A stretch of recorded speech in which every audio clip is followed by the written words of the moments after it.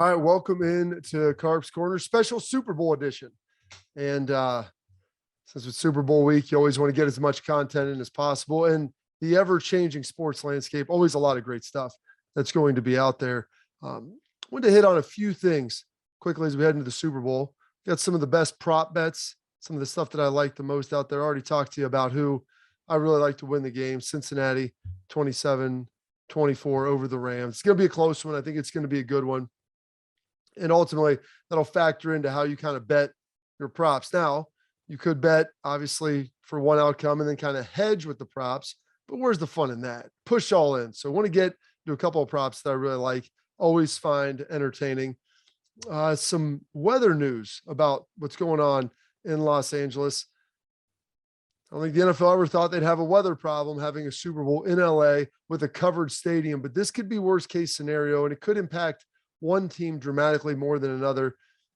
Some of the news out of the Kyler Murray front, some things that are starting to leak out here that might be a little unsettling if you're Cardinals fans. And frankly, I think is a little bit premature.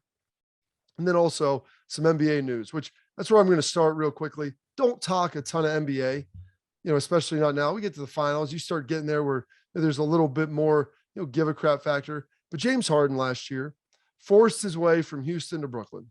Goes to the Nets. Things aren't necessarily working out. Kevin Durant's been banged up. Kyrie's had the vaccination deal. James Harden's been hurt a little bit himself. And now it comes leaked out that because it's been rumored this whole time that James Harden wants to try to get to the Sixers, but he don't want to come out and say that. And now we find out why, that you get Adrian Wojnarowski leaking out that he would like to go to the Sixers, James Harden that is, but doesn't want to ask because doesn't want the vitriol and people being upset with him after trying to escape two teams in as many years. So what he's basically trying to do here is, head to his girlfriend, propose an open relationship, but really not ask her for it, asking for a friend. See if it's something she'd be up to when she says, no, oh, okay. I really wasn't asking. Listen, if you're going to do it, mount up, dude, be a man. Hey, I don't want to be here anymore. Yeah, I'm making max money. And the fact that I'm going to want more money when I go to Philly. Now, why would they want to do that? Because I forced my way out of the last two situations and I'm playing with two of the best players in the world right now, even though there's some turmoil and controversy. Why is this going to change here? What's going to be any different? And so this is what I loathe about the NBA. Listen, that's time where guys take advantage, push themselves out. They have the leverage. They can go where they want to go. But now you're just seeing these guys hopping teams. I don't want to play here. You have a guaranteed contract. Well, I just won't play. What the heck does that mean? I don't want to ask out because I don't want people not to like me, even though I just did it. But I want to seem like that guy that's jumping around and just chasing jobs. But ultimately, that's what I'm going to do. I feel like they have a better chance to win and suit me better, even though I thought this was the place. Ridiculous. Absolutely ridiculous. Just wanted to get that off the chest. Kyler Murray. Talked a little bit. Social media, dropping them, not following the Cardinals, wiping or scrubbing the social media of anything associated with them. We talked about some of the things. Either he wanted out, talked about the reasons for that, or he wanted to get paid. And ultimately, it's starting to leak out that he wants to get paid. How much does he want to get paid? Well, Pat Mahomes, basically a decade-long contract, $500 million. Team-friendly deal, backloaded. Here's the thing. As the salary cap begins to climb, paying your quarterback $50 million, it's not going to seem outrageous when the salary cap is $300 million, which is ultimately where it's going to go. And so as it continues to creep and it continues to climb, and you can keep backloading and pushing money out. Okay, that's basically you stay in that 1/6 ratio of your salary dedicated to your quarterback if he's a great player. The thing is, I'm not putting Kyler Murray on Pat Mahomes' level just yet.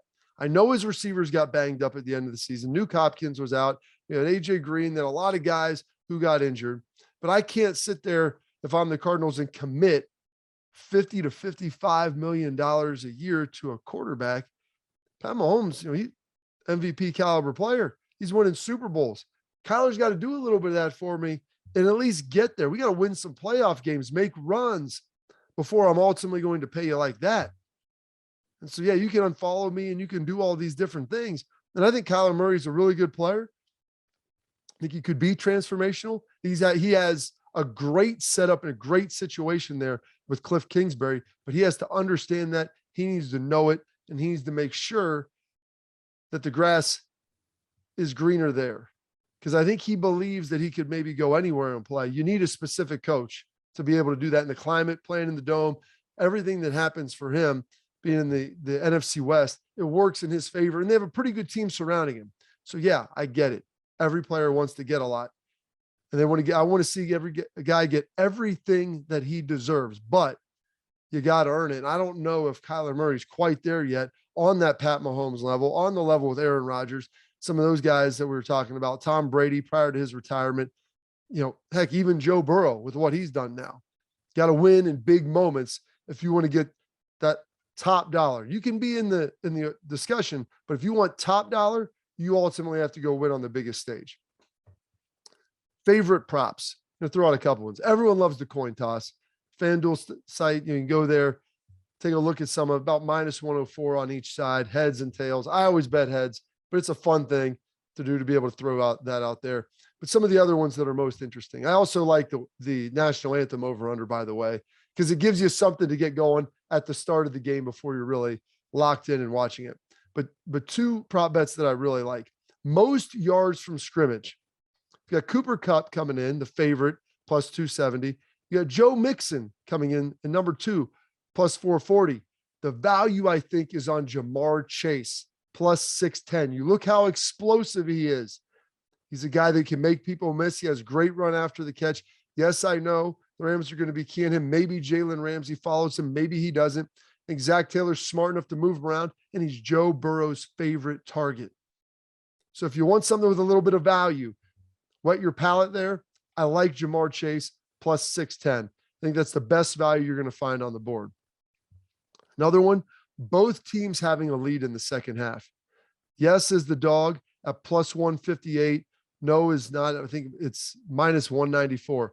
I think this is going to be a back and forth game. I think it's going to be a great game.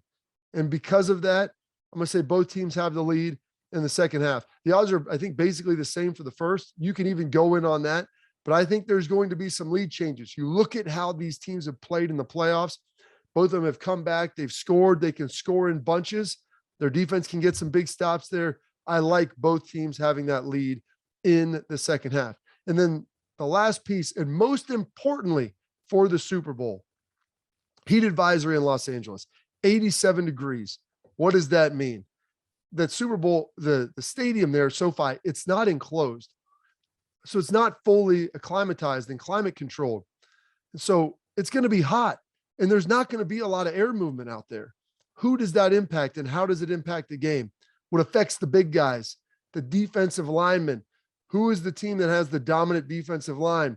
With Floyd, with Aaron Donald, with Von Miller, those guys will get tired. Aaron Donald, Von Miller, really high energy players, speed players. It takes a lot of effort and energy for them to play.